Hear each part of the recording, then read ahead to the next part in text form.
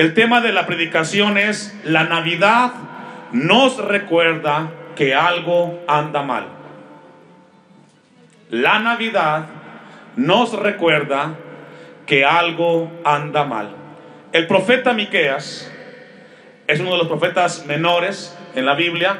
Es contemporáneo de Isaías, es decir, escribió esta profecía 750 años más o menos antes del nacimiento de Jesús. En el tiempo de Miqueas, de Isaías, había un problema en Israel. Bueno, dos problemas. Uno era espiritual y otro era civil o militar. Militarmente, en ese tiempo, Israel corría el peligro, que eventualmente sucedió, que Siria, un país cercano, vendría y sitiaría a Israel, los llevaría cautivos. Había un ambiente de zozobra, de incertidumbre. En el momento que se registra esta profecía, Israel vivía mucha incertidumbre. Los ejércitos sirios estaban alrededor y mandaban señales de que pronto atacarían a Israel. Los judíos estaban muy conmocionados en esa área. Por otro lado, había un deterioro moral, espiritual en la nación de Israel. Los líderes religiosos habían perdido su esencia y el temor a Dios. Había un deterioro moral. El pueblo no buscaba a Dios. El pueblo era indiferente a Dios. Los líderes eran indiferentes al mensaje que Dios les estaba dando. Y en ese ambiente de zozobra y angustia, tanto espiritual, moral, civil y militarmente, Dios le da esta profecía a Miqueas que Dios quiere que revisemos en esta hora. E inicia así la profecía: rodeate ahora de muros, hija de guerreros, nos han sitiado. Los sirios estaban atacando, estaban preparando el ataque. Y usted sabe que cuando hay una guerra, hoy que estamos en el 2021 y todo este año hemos visto lo que sucede allá en Europa con Rusia y este país que ha atacado, cómo las noticias nos conmocionan, la forma como atacan a los civiles. Bueno, imaginemos esa escena en el tiempo de Miqueas. Está siendo sitiado Israel, dice el texto. Con vara herirán en la mejilla al juez de Israel, al líder que estaba en turno en ese momento. Y en ese momento Miqueas dice lo siguiente: pero tú, Belén, Éfrata, pequeña para estar entre las familias de Judá, de ti me saldrá el que será Señor en Israel, y sus salidas son desde el principio, desde los días de la eternidad. En ese momento de descomposición espiritual, moral y problemas civiles, Dios da una profecía. Obviamente los judíos de ese momento esperaban que en ese momento apareciera el Mesías y los liberara de ese ataque inminente que vendría contra ellos. Pero Miqueas estaba profetizando lo que vendría 700 años después. Miqueas no entendió mucho de lo que escribió, porque cuando Dios nos habla, hermanos, hay cosas que no las entendemos, pero hay que hacerlas por fe, porque Dios conoce el futuro. ¿Cuántos dicen amén? Hay cosas que no entendemos que Dios nos pide que hagamos con nuestras vidas o con la vida de nuestros hijos, y tenemos que actuar por fe, no viendo que aunque las cosas no sean como parecieran, tenemos que confiar en que Dios tiene control. Y si Él nos dice algo, vamos a hacerlo, porque Dios nunca nos dejará. Surge una pregunta, y que yo comparto con ustedes, que lo mencioné cuando participamos con la iglesia. ¿Por qué Dios seleccionó a Belén? Belén en ese entonces era una aldea muy pequeña, insignificante. Pero en el tiempo de Miqueas, Dios le dice a Miqueas que mencione a Belén como el lugar donde nacería el Mesías. Belén representa lo insignificante. Belén significa casa de pan. Belén es una aldea y de ese lugar Dios profetiza que ahí vendría el Mesías. Yo encontré algunas razones por las cuales Dios eligió a Belén para que fuera el lugar donde vendría el Mesías. Y yo me preguntaba, ¿por qué no optó por Jerusalén o por Samaria? ¿Por qué tuvo que escoger Dios? ¿Sabe que Dios nunca hace nada por accidente? Todo es con propósito. ¿Sabía usted eso? Usted está aquí no por accidente. Usted está aquí por un propósito eterno, y es de que Dios le hable y Dios le ministre. Dios lo alcanzó a usted con su familia no por accidente, sino con un propósito eterno. La primera razón por la cual Dios seleccionó o escogió a Belén como el lugar donde vendría el Mesías es porque Dios siempre hace las cosas para que su nombre sea glorificado y sea exaltado. Esa es la razón. Dios seleccionó a Belén para que de esa forma Dios fuera exaltado, Dios fuera glorificado, y escuche esto, y la soberbia y el orgullo del hombre fuera humillado. Mire lo que dice 1 Corintios capítulo 1 versículo 26. Y vamos a entender por qué decimos que cuando Dios optó por Belén era para su gloria, era para que Él fuera exaltado y para que la soberbia del hombre fuera humillada, o fuera humillado el orgullo del hombre. Regularmente nosotros los seres humanos, cuando optamos por algo, siempre buscamos a las personas más calificadas y más capaces para hacer las cosas, ¿cierto? No buscamos a alguien que no sabe para hacer algo. Cuando buscamos a alguien para construir una casa, buscamos a un buen albañil, ¿cierto? Eso es algo natural. El apóstol Pablo, en este pasaje de 1 Corintios 1, el contexto es que hay un problema con los cristianos corintios. Algunos se identificaban con Apolos, otros con Cefas, otros con Pablo, y cada quien buscaba partido de acuerdo a las características de cada uno de estos líderes.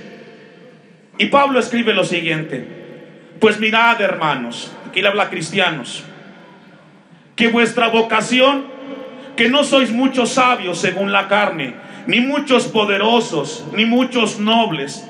Pablo le está diciendo a estos cristianos corintios: ustedes no son muy sabios según criterios humanos, tampoco son gente de autoridad, tampoco son familias importantes, es lo que Pablo les está diciendo, sino que lo necio del mundo escogió Dios para avergonzar a los sabios, y lo débil del mundo escogió Dios ¿para qué? Y sabe que ahí estaba usted y ahí estaba yo, gente insignificante a los ojos de este mundo intelectual del siglo XXI, gente que no representaba nada. ¿Y sabe para qué, hermanos? Para que Dios tomara eso insignificante, desapercibido de esta sociedad, para que el mundo se diera cuenta que Dios transforma, que Dios cambia y que todo es para su gloria. ¿Qué éramos sin Cristo? Nada. Ahora yo veo a algunos de ustedes que están sirviendo en esa iglesia. ¿Usted se imaginó hacer eso? ¿Se imaginó pararse frente a un púlpito y hablar a la gente de Dios? ¿O los que cantan? ¿O los que sirven? ¿Se imaginó usted hacerlo? ¿Por qué lo hace? ¿Porque puede? ¿Porque es capaz? No, por la gracia de Dios, por la misericordia de Dios. Y todo es para su gloria, y todo es para su honra. Porque si usted pudiera o usted supiera, usted diría: yo lo hago porque sé hacerlo. Pararse en este lugar nos hace depender de la gracia de Dios. Predicar de Dios nos hace depender de su gracia y su misericordia. Por eso Dios escogió a Belén, porque era una aldea insignificante, que no representaba nada, pero que Dios en ese lugar exaltaría su nombre a través del nacimiento del Mesías. Sigue diciendo el versículo 28 el apóstol Pablo: y lo vil del mundo y lo menospreciado que escogió Dios, y lo que no es, para deshacer lo que es. Ponga atención el texto 29. A fin de que nadie, ¿de que cuántos? A fin de que nadie se jacte en su presencia. A fin de que nadie diga: yo hago lo que hago, predico como predico, canto como canto, porque sé hacerlo. No, todos los que hacemos algo en el servicio a Dios, lo hacemos por su gracia. Y déjame decirte, si tú quieres servir a Dios, vas a necesitar de su gracia. Porque para servir a Dios es más que un título y una preparación académica. Necesitamos de la gracia de Dios eterno. Amén. Entonces Dios desafía al hombre, desafió a los eruditos israelitas cuando designó a Belén. Los desafió. ¿Por qué? Porque ellos nunca imaginaron que de ese lugar el mundo hablaría. Hoy hablamos en el siglo XXI acerca del nacimiento de Jesús, y querramos o no, tenemos que mencionar el lugar donde nació Jesús, y es Belén, casa de pan, y sería nombrada por la eternidad. Un texto más, bueno, allí mismo, 1 Corintios 1:30, sigamos leyendo. Mas por Él estáis vosotros en Cristo. ¿Por quién? Por Cristo, el cual nos ha sido hecho por Dios sabiduría, justificación, santificación y redención. ¿Para qué? Como está escrito, fíjese lo que dice aquí: para que, como está escrito, el que se gloría, que gloríese en el Señor.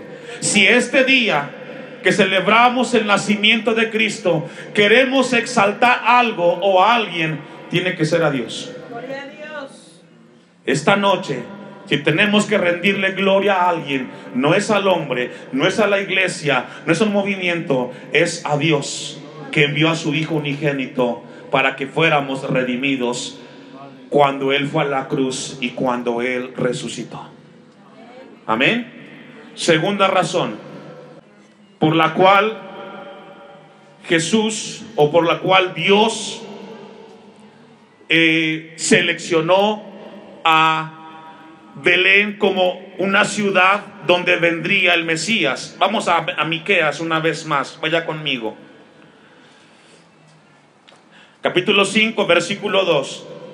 No solamente nos habla de Belén, donde vendría el Mesías, dice el texto: pequeña, pero tú, Belén Éfrata, pequeña para estar entre las familias de Judá, de ti me saldrá el que será, ¿qué, hermanos? Señor en Israel.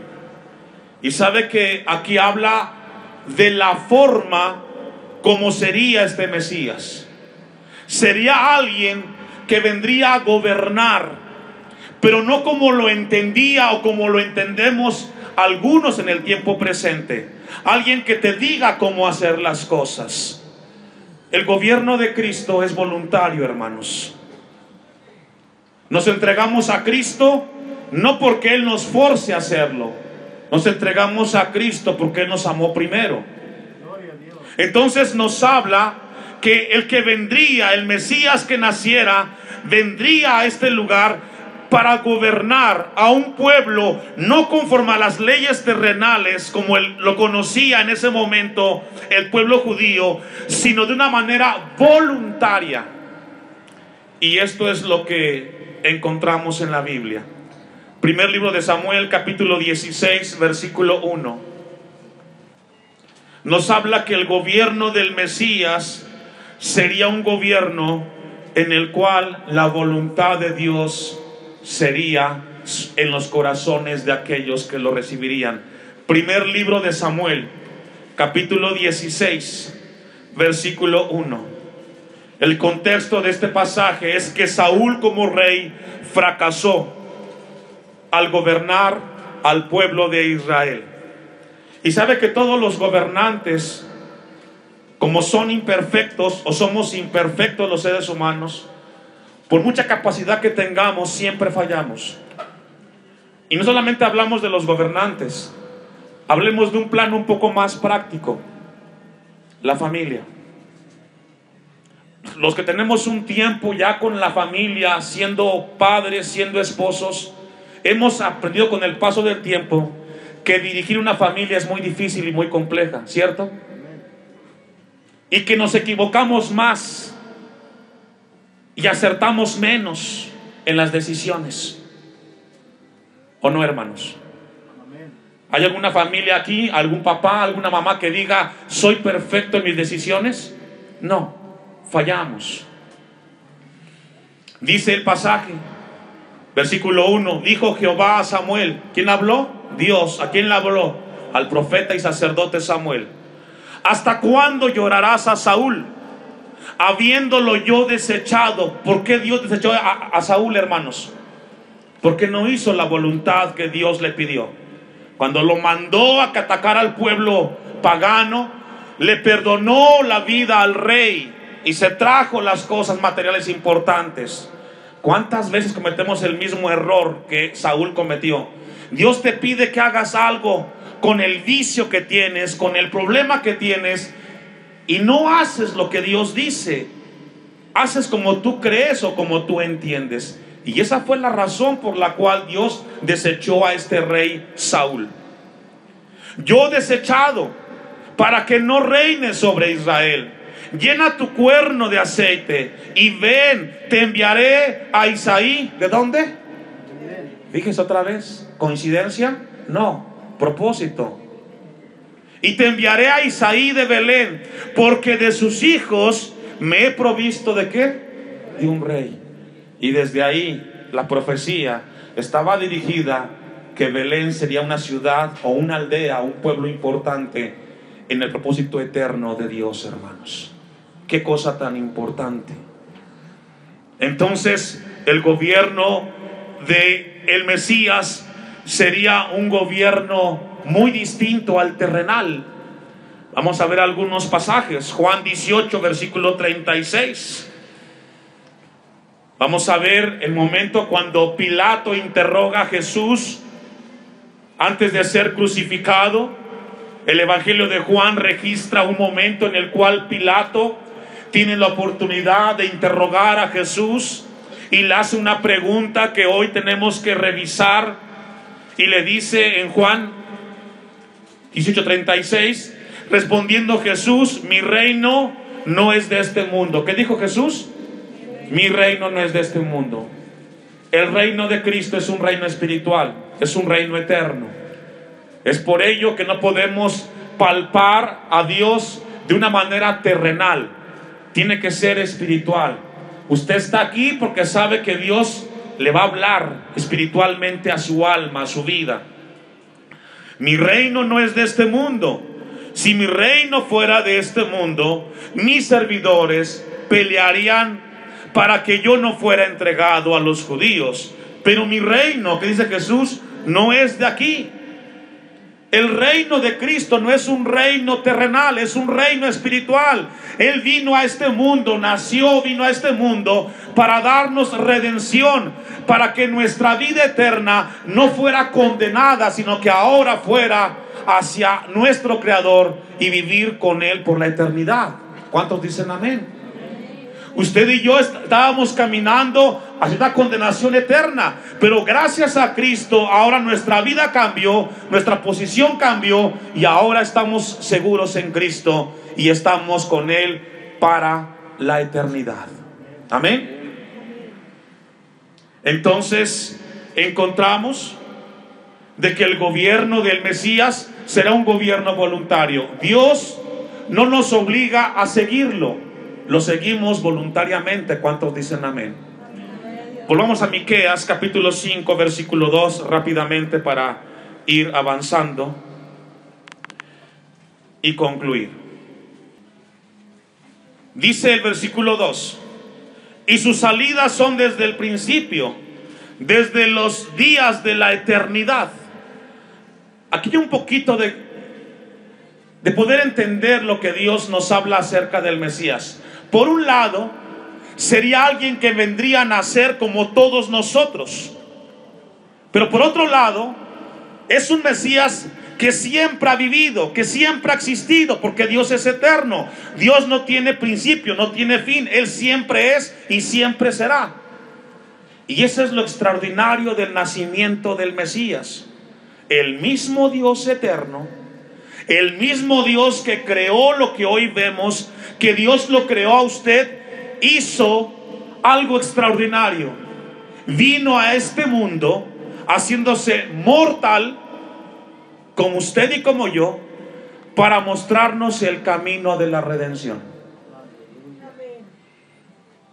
Le di el tema de la predicación. ¿Se recuerda cuál es el tema? La Navidad nos recuerda que algo anda mal.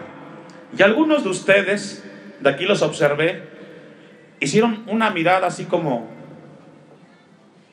que nos recuerda que algo está mal la Navidad. Y esta es la razón por la cual le dimos este título. En esta época del año, ¿qué es lo que más se promueve, sea un hogar cristiano o no sea cristiano? ¿Qué es lo que más se promueve? ¿Qué acaso no es amor? ¿Compartir? ¿Dar? ¿Que las familias se reúnan? ¿Que haya un tiempo de convivencia? ¿Un tiempo de dar regalos? El mismo mundo incrédulo lo hace. Veamos la televisión, las redes sociales están inundadas de comerciales que te dicen que tenemos que cambiar, ¿o no? Pero ¿qué pasa después de la Navidad? ¿Qué pasó con esos mensajes? O con usted como cristiano. Dejemos al mundo intelectual, hablemos de los cristianos. Hablamos de un culto tan hermoso como el que tenemos esta noche, de exaltar a Dios, de celebrar su nacimiento. Es así, ¿verdad? Pero ¿qué pasa después de este periodo que estamos en el año? ¿Qué sucede después de Navidad? Realmente esos deseos, esos mensajes, eso que predicamos, eso que escuchamos, ¿realmente nos cambió? ¿O salimos de esta época del año y regresamos a ser o a vivir como siempre hemos vivido? Sin contemplar a Dios, sin tomarlo en cuenta, y vivimos como que Dios no existiera. ¿Sabe qué es lo que más se enfatiza en esta época del año, hermanos? Que el hombre quite de su vida. Lo que más se enfatiza es que dejemos de ser egoístas, que dejemos de ser orgullosos y soberbios. Eso es lo que más se enfatiza. Y todas las predicaciones que se pueden hablar de Navidad van dirigidas hacia ese punto. El asunto es de que después de cada Navidad, muchos de ustedes siguen viviendo igual o peor que antes. Y la Navidad nos recuerda que algo anda mal,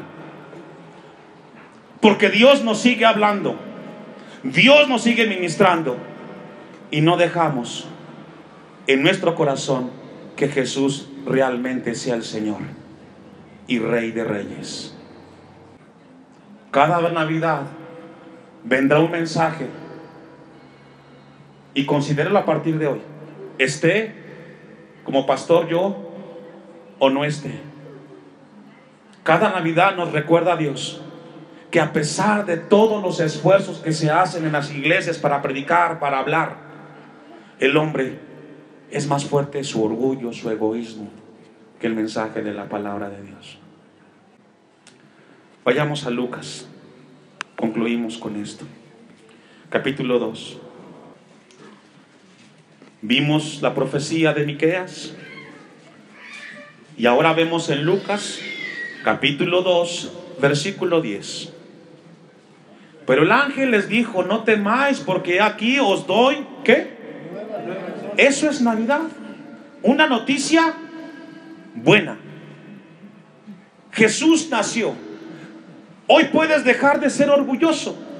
Hoy puedes dejar de ser egoísta, porque Cristo nació y puede cambiar lo que tú no has podido cambiar en toda tu vida. Cristo nos puede cambiar si tú lo dejas nacer en tu corazón. Esa es la noticia hermosa de la Navidad. No nos quedemos solamente con una bonita época del año. Cambiemos y recordemos que Navidad es para la gloria de Dios, no para la gloria del hombre. Que será para todo el pueblo. Que os ha nacido hoy en la ciudad de David, ¿un qué?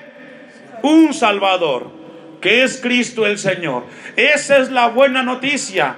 Tenemos un Salvador que ahora nos da libertad de la condenación eterna.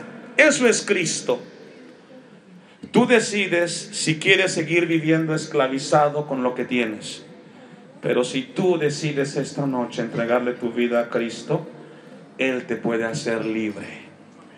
Y puedes vivir, si Dios quiere, el 2023 libre de orgullo, libre de egoísmo y sobre todo para la gloria de Dios. Cerramos con el versículo 14. El primer himno, y esto es para los que adoran, los salmistas y los que cantan en una iglesia. Esto es el primer himno que se pronunció cuando se dio la noticia que Jesús nacería.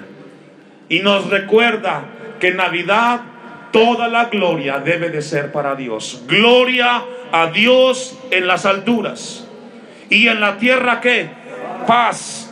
Ya no hay enemistad entre el Creador y su creación. ¿Y qué más? Y buena voluntad para con los hombres. ¿Cuál es la buena voluntad? Que Cristo nazca en tu corazón. Que cambies, que seas diferente, para que toda la gloria sea para Dios. A veces me entristece cuando voy a ciertos lugares donde hacemos cosas para que el hombre sea exaltado. No, si hacemos algo, si somos algo, siempre vamos a rendirle a Dios toda la gloria, porque de Él es toda la gloria, hermanos.